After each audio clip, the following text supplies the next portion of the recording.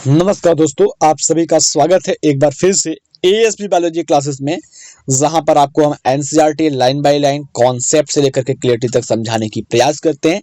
तो आज हम लेकर के आए हैं आपके लिए lecture number 2 human health and disease का, और कोशिश करेंगे कि इस क्लास में भी आप सभी को सेटिस्फाई करें। मैं चाहता हूं कि आपके बोर्ड एग्जाम में आप सबसे बेहतर प्रदर्शन करके आए, सबसे बेहतर राइटिंग लिख करके आए, और इसीलिए मैं आपको लेक्चर नंबर 2 में बताने वाला हूं कुछ कॉमन डिजीज के बारे में, यानी कि ह्यूमन हेल्थ एंड डिजीज का दूसरा लेक्चर लेकर के मैं आपको समझाऊंगा। चलिए शुरू करते हैं आज के इस क्लास को, समझते हैं एक एक टॉपिक को बारीकी से। देखिए, अगर हम बात करते हैं कॉमन डिजीज इन ह्यूमन की बात करते हैं, इंसानों के अंदर पाए जाने वाले कॉमन डिजीज होते क्या। तो सबसे पहले अगर कुछ कॉमन डिजीज के नाम मैं आपको बताऊं तो कॉमन डिजीज में आप समझ पाएंगे, जैसे कि आपका मलेरिया। अगर मलेरिया की बात करते हो बेटा, तो इसको आप जितना स्टार लगा सकते हो अपने बोर्ड एग्जाम के लिए उतना ज़्यादा स्टार लगा दो, क्योंकि 100% की हम बात करते हैं तो इस मलेरिया से आपको एक क्वेश्चन एमसीक्यू में, या फिर शॉर्ट आंसर में, या फिर लॉन्ग आंसर में देखने को मिल सकता है। इन तीनों जगहों में से कहीं एक जगह पर आपको ये क्वेश्चन देखने को मिल सकता है, क्योंकि आपके बोर्ड एग्जाम में आपका एक एक नंबर मायने रखता है, क्योंकि एक नंबर से आपकी परसेंटेज बन भी जाती है और बिगड़ भी जाती है। दूसरे डिजीज की बात करते हैं तो दूसरा डिजीज है बेटा आपका टाइफाइड। क्या है? टाइफाइड। उसके अलावा अगर हम बात करते हैं बेटा, तो यहां पर आपका बहुत सारा होता है, जैसे कि कॉमन कोल्ड। इसके अलावा अगर हम बात करते हैं बेटा, तो यहाँ पर इसके अलावा बहुत सारे डिजीज आते हैं। जैसे हम यहाँ पर कुछ बात करते हैं एड्स की बात करते हैं, जो कि HIV के द्वारा होता है। इसके अलावा अगर हम बात करते हैं तो बहुत सारे डिजीज आते हैं, और ये 3 आपके डिजीज हैं जो आपके बोर्ड एग्जाम के लिए काफ़ी ज़्यादा इंपॉर्टेंट है: मलेरिया, टाइफाइड और कॉमन कोल्ड। ठीक है, इन सारे चीज़ों के बारे में हम आपको समझाएंगे। साथ ही साथ इस चैप्टर में हम कवर करेंगे कैंसर को। ठीक है, कैंसर क्या होता है, कैसे होता है, इन चीज़ों को हम कवर करने वाले। चलिए आज के इस क्लास को शुरू करते हैं, समझते हैं सबसे पहले कॉमन डिजीज क्या होता है ह्यूमंस के अंदर, वो कैसे फैलता है, और क्या उसका उपचार है, कैसे उसको जांच किया जाता है, इन सारी चीज़ों को हम कवर करेंगे। चलिए देखते हैं यहाँ पर। A wide range of organism belonging to bacteria, virus, fungi, protozoa, helminths etc could cause disease in human। कहने का मतलब ये होता है कि अगर कॉमन डिजीज इन ह्यूमन के बारे में पूछ लिया जाता है तो आप सीधा सा एक पॉइंट लिखोगे कि a wide range of organism belonging to bacteria, virus, fungi, protozoa, helminths etc could cause disease in human, यानी कि इंसानों के अंदर रोग उत्पन्न करने वाले जो रोगजनक होते हैं, पैथोजेंस होते हैं, वो क्या है? आपके बैक्टीरिया भी हो सकते हैं। क्या? आपके बैक्टीरिया भी हो सकते हैं। जस्ट एक सेकेंड हमको दीजिए। वो आपके बैक्टीरिया हो सकते हैं, वायरस हो सकते हैं, फंजाई हो सकते हैं, प्रोटोजोआ हो सकते हैं। ठीक है, प्रोटोजोआ हो सकते हैं, हेलमिंथिस हो सकते हैं, हेलमेंथ्स हो सकते हैं, जैसे प्लेटी हेलमेंथिस हो गया। तो अगर हम बात करें इसमें से कुछ क्या होते हैं आपको बहुत ज़्यादा बीमार कर देते हैं, और कुछ क्या होते हैं आपको नॉर्मल बीमारी जाते हैं, या फिर अगर हम बात करते हैं किसी भी डिजीज़ को आप नॉर्मल नहीं लेंगे। जैसे बैक्टीरिया के द्वारा होने वाले एक डिजीज़ की बात करते हैं बेटा, तो बैक्टीरिया के द्वारा होने वाला एक डिजीज़ आपका नॉर्मल है, जैसे टाइफाइड। ये साल्मोनेला टाइफी नाम के बैक्टीरिया के द्वारा होता है। वायरस के द्वारा होने वाले की अगर हम बात करते हैं तो एड्स। फंजाई के द्वारा होने वाले की बात करते हैं जैसे कि रिंगवर्म, दाद की बात करते हैं, या हम बात करते हैं डैंड्रफ। प्रोटोजोआ की बात करते हैं तो मलेरिया। ठीक है, हेलमिंथिस की बात करते हैं तो आपको पेचिस या अमेबियोसिस। ये सारे रोग क्या होते हैं? विभिन्न प्रकार के पैथोजेंस के द्वारा होते हैं। तो अब क्या लिखा गया आपके एनसीईआरटी की लाइन में, उसको समझिए। देखिए, such disease causing organism are called pathogen, यानी कि रोग उत्पन्न करने वाले जो ऑर्गेनिज्म होते हैं उसको क्या कहते हैं? हम पैथोजेंस के नाम से जानते हैं। Most parasites are therefore pathogens as they cause harm to the host by living in. यानी कि जो पैरासाइट होते हैं, पैरासाइट का मतलब क्या होता है, जैसे अगर हम बात करते हैं बेटा, ये आपके छोटे से कोई इस तरीके से कोई इंसान हो गया, ठीक है, इस तरीके से कोई इंसान हो गया। इस इंसान के अंदर क्या हो रहा है, एक छोटा सा कोई ऑर्गेनिज्म रह रहा है। ये छोटा सा क्या है, कोई ऑर्गेनिज्म है, ये रह रहा है, ठीक है। इस ऑर्गेनिज्म को हम क्या कहेंगे, पैरासाइट कहेंगे, पैरासाइट कहेंगे। और जिसके अंदर रह रहा है उसको क्या कहेंगे, हम होस्ट कहेंगे। यानी कि जिस इंसान के अंदर रह रहा है उस इंसान को हम होस्ट कहेंगे, और जो उस इंसान के अंदर रोगाणु रह रहा है, पैथोजन रह रहा है, उसको हम क्या कहेंगे, पैरासाइट कहेंगे। जो पैरासाइट होता है वो किसी भी ऑर्गेनिज्म के शरीर के अंदर या उसके ऊपर रह करके उसको नुकसान पहुंचाता है। पैरासाइट आपके दो तरीके के होते हैं, एक इंडो पैरासाइट होता है और एक एक्सो पैरासाइट होता है। एक्सो पैरासाइट की बात करते हैं बेटा, तो एक्सा पैरासाइट क्या होता है, शरीर के बाहर होता है, और इंडो पैरासाइट जो होता है वो शरीर के अंदर होता है, और ये दोनों ही मैनर में क्या करते हैं, आपको नुकसान पहुंचाते हैं। The pathogens can enter our body by various means, यानी कि ये जो पैथोजेंस होते हैं, जो रोग उत्पन्न करने के कारक होते हैं, वो विभिन्न प्रकार से हमारे शरीर में प्रवेश कर सकते हैं। Multiply and interfere with normal vital activity resulting a morphological and functional damage। यानी कि अगर हम बात करते हैं, ये पैथोजन होते हैं, वो किसी भी तरीके से हमारे बॉडी के अंदर प्रवेश कर जाते हैं, और बॉडी के अंदर प्रवेश करने के बाद क्या करते हैं, ये हमारे बॉडी की नॉर्मल एक्टिविटी के साथ छेड़छाड़ करते हैं, जिसका परिणाम हमें बाहर से देखने को मिल रहा है, फंक्शन भी प्रॉपर तरीके से नहीं हो पाती है, बिकॉज ये पैथोजन जैसे ही हमारे बॉडी के अंदर प्रवेश करते हैं तुरंत शुरू कर देते हैं मल्टीप्लाई, ठीक है। यानी कि बात करते हैं तुरंत शुरू कर देते हैं बच्चा पैदा करना, जिस वजह से हमारे अंदर जो बीमारी होती है वो काफ़ी ज़्यादा बढ़ जाती है। आगे चलते हैं, आगे की लाइन्स में क्या बताया गया उसको समझते हैं।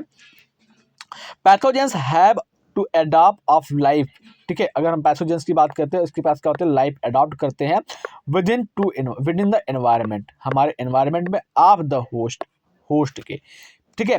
पैथोजेंस होते हैं वो क्या करते हैं, अपने लाइफ को अडॉप्ट कर लेते हैं होस्ट बॉडी के एनवायरनमेंट में, ठीक है।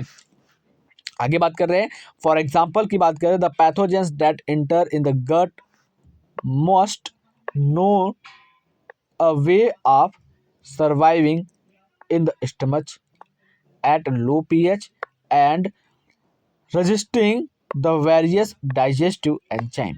यानी कि अगर हम बात कर रहे हैं, कुछ पैथोजेंस जो होते हैं हमारे अगर गट में प्रवेश कर जाते हैं, तो गट में प्रवेश करने वाले जो पैथोजेंस होते हैं बेटा, वो अपने आप को तैयार कर लेते हैं, अपने आप को प्रिपेयर कर लेते हैं लो पीएच में रहने के लिए। हमारे डाइजेस्टिव सिस्टम में पाए जाने वाले विभिन्न प्रकार के डाइजेस्टिव एंजाइम से बचने का अपने आप में कैपेसिटी डेवलप कर लेते हैं। आगे अगर हम बात करते हैं तो आगे की लाइन में क्या बताया उसको समझते हैं। A few representative members from different group of pathogenic organism are discussed here along with the disease causing by them.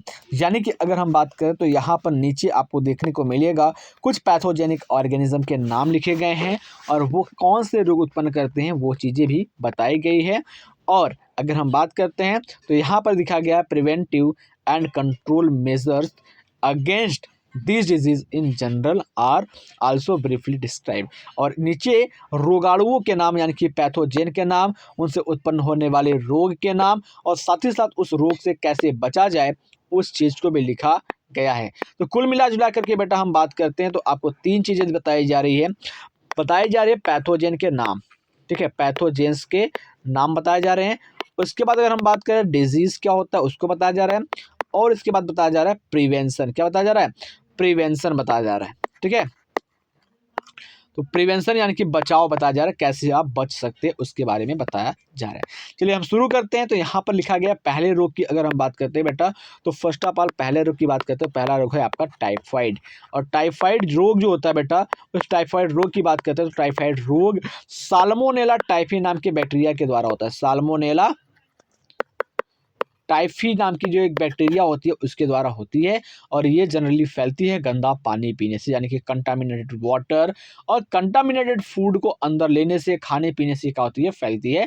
यानी कि जब आप कंटामिनेटेड पानी भोजन लेना छोड़ देंगे तो ये रोग भी फैलना छोड़ देगा।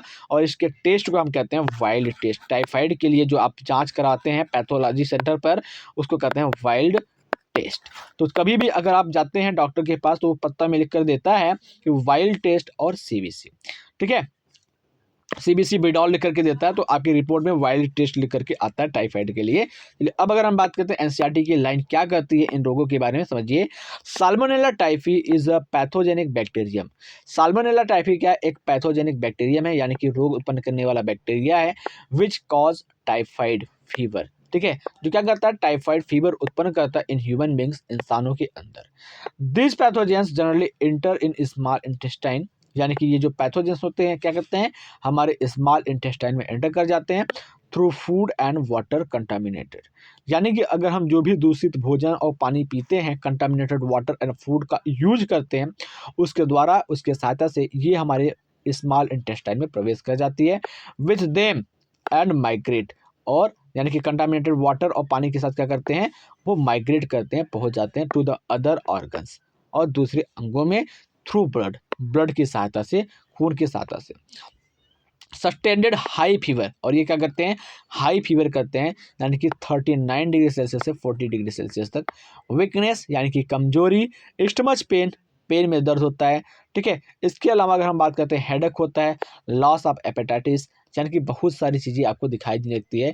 अगर किसी इंसान को टाइफाइड हो जाता है तो उसके सिम्टम आप सभी जानते ही होंगे कि आपको भी टाइफाइड हुआ होगा तो क्या होगा भाई, पेट दर्द होता है, कपकपी होती है, सिर दर्द होता है, अच्छा कुछ नहीं लगता है, ठीक है, ये आपके टाइफाइड के सिम्टम होते हैं।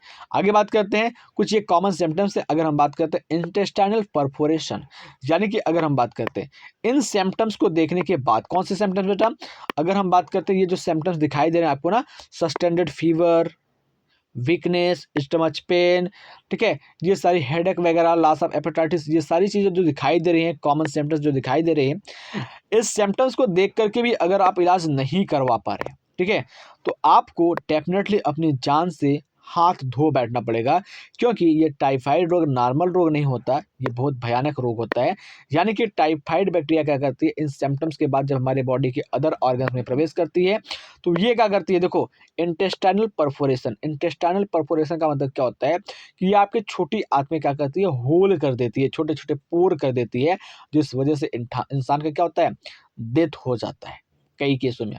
अब टाइफाइड फीवर की बात करते हैं तो ये क्या होता है, जो आपके टेस्ट होते हैं, टाइफाइड फीवर क्या होता है, typhoid fever could be confirm by, किसी इंसान को टाइफाइड रोग हुआ है या नहीं हुआ है, इस चीज़ का कन्फर्मेशन किससे होता है बेटा, वाइल्ड टेस्ट से होता है।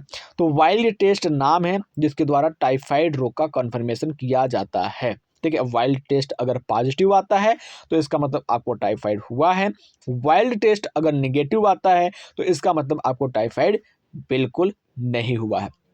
लेकिन ध्यान देंगे बच्चे कि जो चीज़ें मैंने आपको बताया है, अगर टाइफाइड रोग होता है तो उसके सिम्पटम्स क्या होंगे, आपको बुखार हो जाएगा, कमजोरी महसूस होगा, पेट में दर्द होगा, हेडेक होगा, लॉस ऑफ एपेटाइटिस होगा, कंजम्पशन होगा। ये सारी चीज़ें अगर आपको दिखाई दे रहे हैं तो तुरंत जा करके आप वाइल्ड टेस्ट कराएंगे, ठीक है, तुरंत बेटा क्या कराएंगे, आप वाइल्ड टेस्ट कराएंगे। वाइल्ड टेस्ट के द्वारा आपका कंफर्मेशन हो जाएगा कि टाइफाइड हुआ है या नहीं हुआ है। इसका ठीक तरीके से आप क्या कराएंगे, ट्रीटमेंट कराएंगे, अन्यथा आपका इंटेस्टाइनल परफोरेशन होगा और डेथ भी हो सकता है। तो किसी भी बीमारी को आपको हल्के में नहीं लेना है। चलिए अब बात करते हैं कि वाइल्ड टेस्ट के अंदर होता क्या है, वाइल्ड टेस्ट होती क्या है। देखिए वाइल्ड टेस्ट की बात करते हैं, एक क्लासिकल केस इन मेडिसिन अगर हम बात करते हैं, जस्ट एक सेकेंड, पेंसिल भी कभी कभी रुक जाती है, चलिए देखते हैं। एक क्लासिकल केस इन मेडिसिन, अगर हम बात करते हैं मेडिसिन के अंदर एक क्लासिकल केस की बात करते हैं तो इसको समझिएगा बेटा, that of Mary Mallon nick named Typhoid Mary, ठीक है, मैरी मेलॉन नाम का एक मेडिसिन है, क्लासिकल मेडिसिन है जिसको टाइफाइड मैरी का नाम से जाना जाता है, इज वर्थ मेंटेनिंग हियर। यानी कि अगर हम बात करते हैं टाइफाइड रोग के लिए एक मेडिसिन है जिसका नाम है टाइफाइड मैरी, ठीक है, Typhoid Mary, it is worth mentioning here. She was cook by person, sorry medicine नहीं है, ये एक इंसान है। टाइफाइड मैरी नाम के क्या एक इंसान है, उस इंसान ने क्या किया था, टाइफाइड के बारे में कंफर्म किया था। तो मैरी मिलोन, जिसका निक नेम क्या है, Typhoid Mary, is worth mention here, जो कि नीचे बताती हैं, she was cook by profession and was the typhoid carrier who continued the spread typhoid for several years through the food and spread। यानी कि अगर हम बात करते हैं जो मैरी मेलॉन है वो क्या करती है, वो टाइफाइड की कैरियर है, फर्स्ट टाइफाइड की कैरियर है जो भोजन के द्वारा लोगों तक टाइफाइड रोग को पहुंचाती थी। Bacteria like Streptococcus pleuropneumoniae Streptococcus pneumoniae and Haemophilus influenzae are responsible for the disease pneumonia and in humans. यानी कि अगर हम बात करते हैं तो यहाँ पर अगर आपने ऊपर देखा तो ऊपर आपके टाइफाइड की कहानी खत्म हो जाती है, और टाइफाइड मैरी नाम की एक है वो क्या करते हैं, टाइफाइड को स्प्रेड करने का काम करती हैं। या फिर अगर हम बात करते हैं जो आपके हाउस फ्लाइज होते हैं, मक्खियाँ होती हैं, वो भी क्या करती हैं, टाइफाइड रोग को फैलाने का काम करती हैं। जस्ट आगे अगर हम बात करते हैं बैक्टीरिया, कुछ बैक्टीरिया और होते हैं जो रोग को उत्पन्न करते हैं। जैसे अगर हम बात करते हैं छोटे बच्चों के अंदर क्या होता है, निमोनिया रोग होता है। तो बैक्टीरिया लाइक स्ट्रेप्टोकोकस की बात करते हैं, स्ट्रेप्टोकोकस की पूरी बात करते हैं तो स्ट्रेप्टोकोकस निमोनी जो कि निमोनिया रोग को उत्पन्न करता है। और इसके अलावा अगर हम बात करते हैं हीमोफिलस इन्फ्लुएंजी, तो आपके दो बैक्टीरिया होते हैं, एक हीमोफिलस इन्फ्लुएंजी होता है और एक एक स्ट्रेप्टोकोकस निमोनी होता है।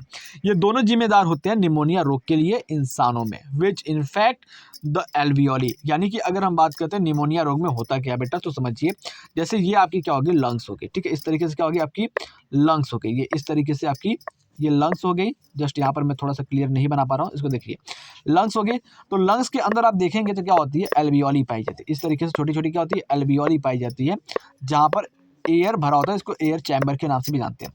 इस एल्वियोली में ऑक्सीजन की जगह पर क्या होता है, पानी भर जाता है। इस एल्वियोली में क्या होता है, ऑक्सीजन की जगह पर पानी भर जाता है, यानी कि वाटर फिल हो जाते हैं, फ्लूइड भर जाते हैं, जिस वजह से बच्चे को सांस लेने में दिक्कत होती है, यानी कि वो हकर हकर करने लगता है, या फिर जब वो सांस लेता है तो उसके गले से खर्र खर्र की आवाज़ आती है। तो एल्वियोली क्या होती है, पूरी तरीके से इन्फेक्टेड हो जाती है निमोनिया रोग के अंदर। तो आई होप आप इस चीज़ को अच्छे तरीके से समझ पा रहे होंगे। चलिए एनसीईआरटी की लाइन्स पर चलते हैं, वो क्या कहती है इस रोग के बारे में। जस्ट एक सेकेंड, देखिए ये क्या कह रही है कि bacteria like Streptococcus pneumoniae and Haemophilus influenzae are responsible for the disease pneumonia in humans which infect the alveoli, जो कि पूरी तरीके से एल्वियोली को इन्फेक्ट करती है, प्रभावित करती है, यानी कि एयर फील्ड जो सैक होते हैं वो पूरी तरीके से डैमेज हो जाते हैं या इन्फेक्टेड हो जाते हैं ह्यूमंस के लंग्स में। As a result of infection, जैसे ही इन्फेक्शन का रिजल्ट होता है, the alveoli get filled with fluid leading to survive problem in respiration. अगर हम बात करते हैं जो एल्वियोली होती है वो निमोनिया के इन्फेक्शन के दौरान, निमोनिया जब होता है तो क्या होती है, वो फ्लूइड से भर जाती है, पानी से भर जाती है, जिससे सांस लेने में दिक्कत होने लगती है। द सिम्पटम्स, अगर लक्षण की बात करते हैं आप निमोनिया के इंक्लूडिंग फीवर के साथ साथ कपकपी होती है, कफ जमा हो जाता है, हेडेक यानी कि थोड़ा सा सिर दर्द भी होता है। इन सेवरल केस, अगर हम बहुत सारे केसों की बात करते हैं, the leaves and fingers nail में turn greyish to bluish in colour. अगर निमोनिया रोग अच्छे तरीके से हो गया, यानी कि एकदम डेंजर तरीके से निमोनिया हो गया, तो जो इंसान या फिर बच्चे का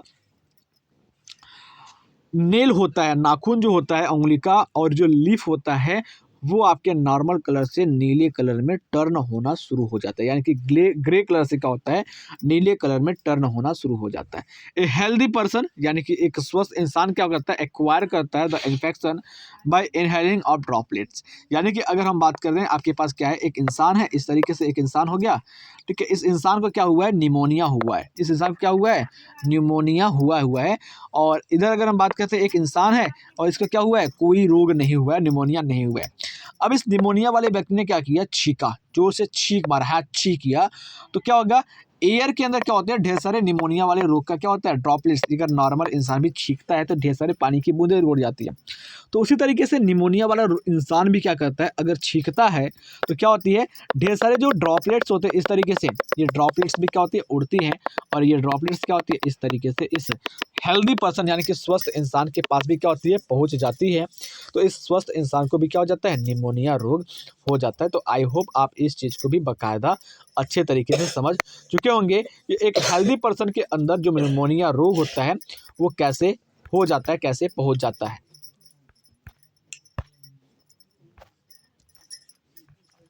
ठीक है, उसके बाद अगर हम बात करते हैं तो यहाँ पर लिखा हुआ है कि a healthy person acquire the infection by inhalation just a second, the droplets and aerosol released by an infected person or even by sharing glass and utensil with an infected person. यानी कि अगर हम बात करते हैं जिसको pneumonia हुआ है उसकी ग्लास को शेयर करने से, यानी कि उसकी ग्लास में पानी पीने से भी आपको निमोनिया हो सकता है। डिसेंट्री की अगर हम बात करते हैं, प्लेग की बात करते हैं, डिप्थेरिया की बात करते हैं, तो ये सारे बहुत सारे डिजीज़ है। जैसे डिसेंट्री की बात करते हैं, प्लेग, डिप्थेरिया की बात करते हैं, तो ये सारी बैक्टीरिया के द्वारा होने वाले रोग है इंसानों के अंदर। तो अभी अगर हम बात करते हैं तो बैक्टीरिया के द्वारा होने वाले कितने रोगों को जान लिए। तो बैक्टीरिया के द्वारा होने वाले हमने आपको 2 रोगों के बारे में बता दिया जो कि आपके लिए काफ़ी ज़्यादा इंपॉर्टेंट है। जैसे पहले हमने बता दिया आपको टाइफाइड के बारे में और दूसरा हमने बता दिया आपको निमोनिया के बारे में।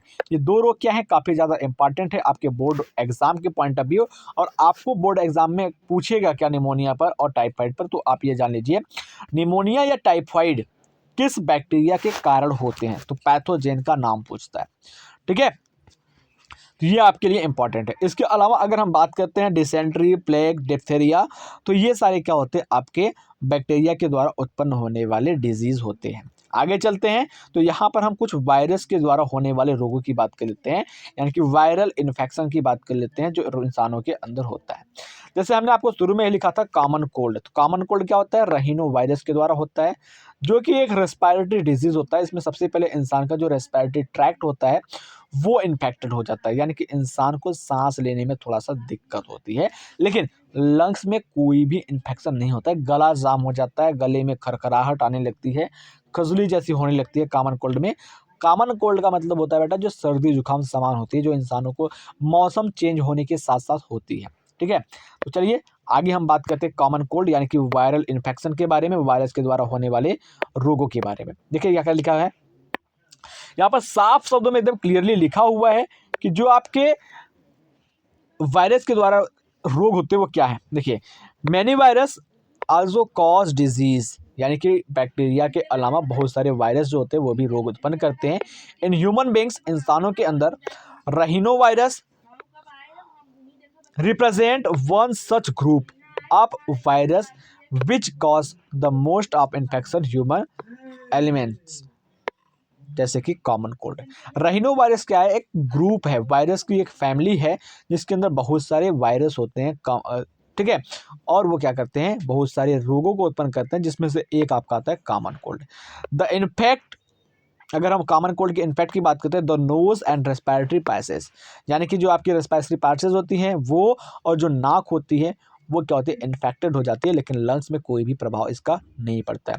The common cold is characterised by the nasal conjunction and discharge, sore throat, ठीक है, hardness, cough and headache, tiredness etc। यानी कि अगर हम बात करते हैं सिंपल सी बेटा, तो कॉमन कोल्ड को हम कैसे रिप्रेजेंट करते हैं, कैसे पहचानेंगे कि कॉमन कोल्ड हुआ है। सबसे पहले इसमें नाक जाम हो जाती है, यानी कि जो नॉसल कंजक्शन होती है वो हो जाती है, नॉसल कंजंक्शन हो जाती है, नाक इसमें जाम हो जाता है। दूसरा अगर हम बात करते हैं, कभी कभी क्या होता है, नासल डिस्चार्ज होता है, यानी कि नाक क्या होता है आपका एकदम गंगा जमुना सरस्वती की तरफ बहने लगती है, जैसे नदियों की धारा बह रही है वैसे आपकी नाक बहने लग जाती है, और आप पोंछते पोंछते एकदम थक जाते हैं। और कई लोग का तो नाक होता है वो कट करके लाल हो करके एकदम सुपनखा के जैसा दिखाई देने लगता है।